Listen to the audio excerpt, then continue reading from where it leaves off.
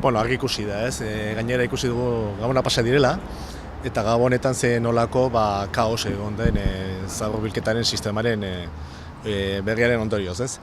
Hor ikusi dugu nola, leku askotan, zabor boltsak lurrean zeuden, eta nola edukiontzi berri hauek oso txikiak diren, ez?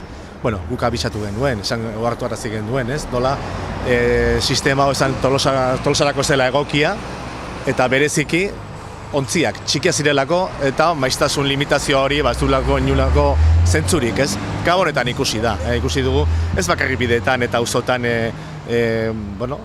zaborra lurrean, baizik eta musika eskolan bertan ikusi dugu nola zaborrotxak lurrean zeuden, ez?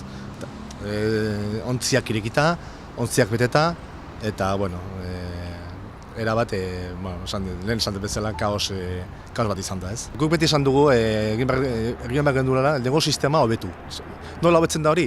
Bosgarren edukiontzia jarriz, baina bosgarren edukientziaz ez edukiontzi txiki hauek baizik eta bosgarren edukiontzia behar den bezala. Eta gaina maiztasun limitazio hori gabe. Hori da Tolosarreok behar duguna, ez? Eibarren ikusi da, ez? Nola herritarrekin adostu daiteken sistema bat, eta nola voluntari izanik, eta nola bonifikazioa bidez lortu daiteken adostasun, ehuneko 80% adostasuna lortu da Eibarren, ez?